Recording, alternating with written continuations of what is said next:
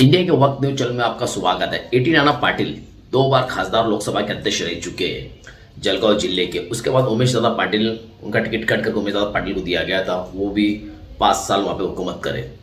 दोनों भी politician eighty नाना पाटिल और उमेश दादा पाटिल दोनों भी जितनी उनकी तारीफ की जाए उतनी कम है खासदारी के अंदर, क्योंकि दोनों के भी जो काम करने के तरीके जो थे सेम टू सेम थे और दोनों ने भी बहुत अच्छा काम किया।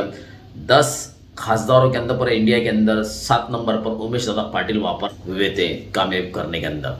तो ऐसी बात है कि एटी नाना पाटिल अपक्ष फॉर्म भरने वाले, क्योंकि वहाँ पर एकनाथ शिंदे की टिकट के अंदर किसी कोई और लड़ने की कोशिश कर रहा है। आइए एटी नाना पाटिल की ही जबानी सुनते हैं, उनका कहना क्या है, अपक्ष क्यों फॉर्म भरने की कोशिश करी जा रही है और क्यों वहाँ पे बंडेखोर का जो अल्फाज है वो यूज होने जा रहा है।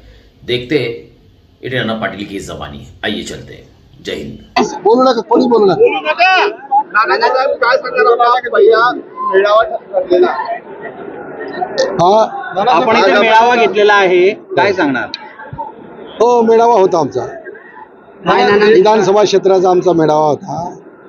मी मगाशी पण काही लोकांना मी माझी मुलाखत दिलेली होती। या उमेदवाराविरुद्ध संपूर्ण विधानसभा क्षेत्रामध्ये भारतीय जनता पार्टीमध्ये प्रचंड अशी नाराजी आहे। यांनी 5 वर्षापर्यंत भारतीय जनता पार्टीच्या कार्यकर्त्यांना खूप मोठ्या प्रमाणात त्रास दिलेला आहे। कुठल्याही कार्यकर्त्याला विश्वासात घेतले गेले नाही। पण निवडणूक असो, विकास कामं असो किंवा शासकीय समित्यांवरती 60% 40%च्या रेशोमध्ये आमच्या भारतीय जनता पार्टीच्या एकही कार्यकर्त्याला कुठेही न्याय दिला गेला नाही। जे ते संच्या माध्यमातून सांगतात 3200 कोटी रुपयाची कामं आणली, आमच्या भारतीय जनता पार्टीच्या कार्यकर्त्याला 5 लाखाचं काय 1 लाखाचं सुद्धा कुठे काम त्याच्या गावात त्याला दिलं गेलं नाही। कुठलाही न्याय त्याला दिला गेला नाही। प्रत्येक निवडणुकीमध्ये त्याला पाडण्याचा प्रयत्न करायचा। आणि आमचे जे भारतीय जनता पार्टीच्या ज्या गावांमध्ये सरपंच आहेत, या सरपंचांच्या विरुद्ध कारवाया करून त्यांना डिस्क्वालिफाईड कसं करता येईल अशा पद्धतीचं कार्य या लोकप्रतिनिधीने केलेलं असल्यामुळे जे चिमणराव आबा पाटील यांनी या पद्धतीने काम केलेलं आहे। आणि आता त्यांचं वय झालं म्हणून त्यांचा वारसदार म्हणून त्यांच्या मुलाला त्यांचं महायुतीचं तिकीट जाहीर झालं आहे। पार्टीचा कार्यकर्ता कोणीही काम करायला तयार नाही।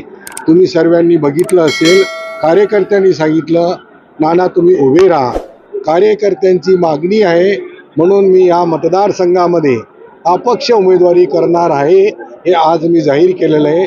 28 तारखेला मी एरंडोल, पारोळा, भडगाव विधानसभा क्षेत्राची 28 तारखेला मी उमेदवारी माझी भरणार आहे आणि त्या दिवशी सर्व मोठ्या संख्येने लोक या ठिकाणी उपस्थित राहणार आहेत। नाना तुम्ही इतक्या वर्ष भाजपशी एकनिष्ठ राहिलेले आहेत, आता ही तुमची उमेदवारी बंडखोरी ठरेल असं नाही वाटत तुम्हाला? बंडखोरी नाही, भारतीय जनता पार्टीचा कार्यकर्ता तर काम करायला तयारच नाही। परंतु त्यांच्या पक्षामध्ये ज्या पक्षाची उमेदवारी आहे त्या पक्षाचे कार्यकर्ते सुद्धा त्यांचं काम करण्याकरता तयार नाहीत। आमच्या राज्यामध्ये महायुतीचं सरकार यावं, महायुतीचं सरकार आल्यानंतर या राज्याचा विकास, आपल्या गावाचा विकास होईल या उद्देशाने आम्ही सर्वजण वाट बघतोय। आणि जर आमच्या महायुतीच्या घटक पक्षातला उमेदवार हा जर पराभूत होत असेल तर आमचं महायुतीचं सरकार आणण्याकरता आमची एक जागा जाते, ती जागा जाऊ नये म्हणून आम्ही अपक्ष उमेदवारी करून महायुतीमध्ये ती भर काढून देणार आहोत। पक्षश्रेष्ठींशी काही चर्चा केली या संदर्भात? पक्षश्रेष्ठींची कोणाशी या विषयावरती चर्चा होत नसते। नानासाहेब एक विचार आहे, लोकसभेला एकत्र राहतात आणि विधानसभेला असं का होतं? लोकसभेला किती एकत्र राहतात, बाकीचे सर्व लोक एकत्र राहिलेत, परंतु या विधानसभा क्षेत्रामध्ये लोकसभामध्ये लोकसभेच्या निवडणुकीत एरंडोल विधानसभामध्ये यांच्याकडे कार्यकर्तेच नाहीत। आमच्या भारतीय जनता पार्टीच्या बूथ प्रमुख कार्यकर्त्यांनी अहोरात्र मेहनत करून हा विजय खेचून आणलेला आहे।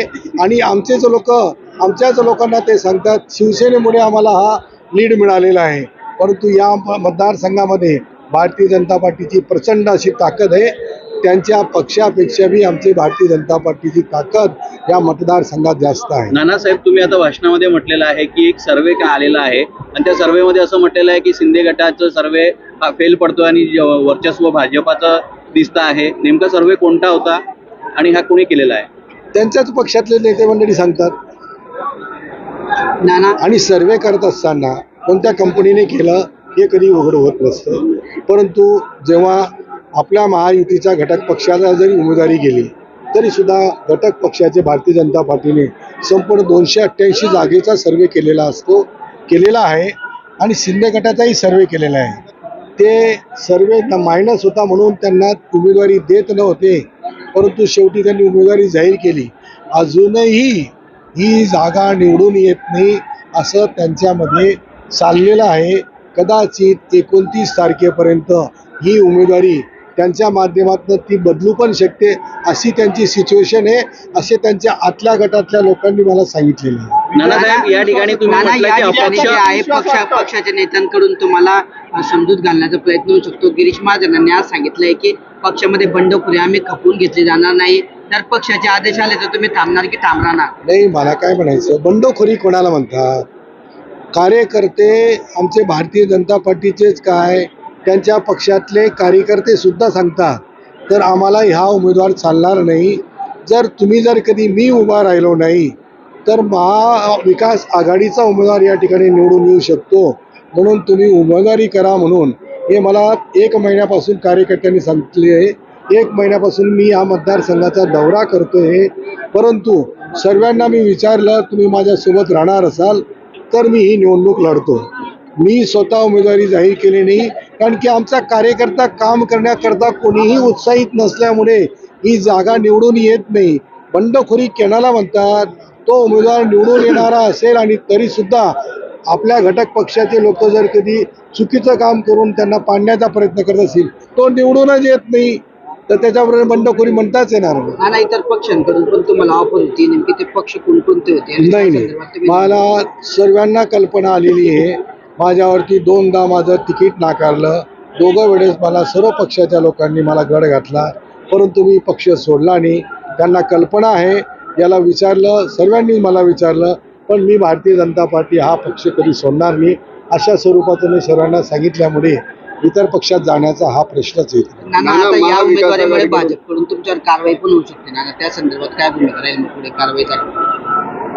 बघूया पुढे काय काय होतं. उमेदवारीत आपण दाखल करणार आहोत. उमेदवारी ठाम आहे का नाना? तुम्ही ठाम आहे? उमेदवारीवर मी ठाम तो आहे. जाहीर केला. काही झालं ते ठाम आहे. यस. म्हणजे विजयाचा विश्वास काय बोललं झालं आपलं? नाही, या विषयावर काय बोलू. नाना, महाविकास आघाडीचा आज अद्यापही उमेदवार ठरलेला नाहीये. आज 29 तारखेपर्यंतच मुदत आहे आणि आपण अपक्ष तयारी करतोय. नाही, कसं आहे? महाविकास आघाडीचे उमेदवार पण जाहीर झाले आज. राष्ट्रवादी शरद पवार गटातले उमेदवार जाहीर झाले आज जाहीर झाले. पण इकडे नाही मिळालं. झालं जाहीर झालं. शरद पवार गटातले डॉक्टर सतीश पाटील यांना जाहीर झाले. नाही झालं आणखी. अजून मला विजयाचा किती विश्वास आहे तुम्हाला? कारण पक्ष तुम्ही अपक्ष लढतायत, भाजप साथ दिला असं वाटतंय का तुम्हाला? साहेब, कार्यकर्त्यांच्या आग्रहा खातर मी उमेदवारी दाखल करतोय.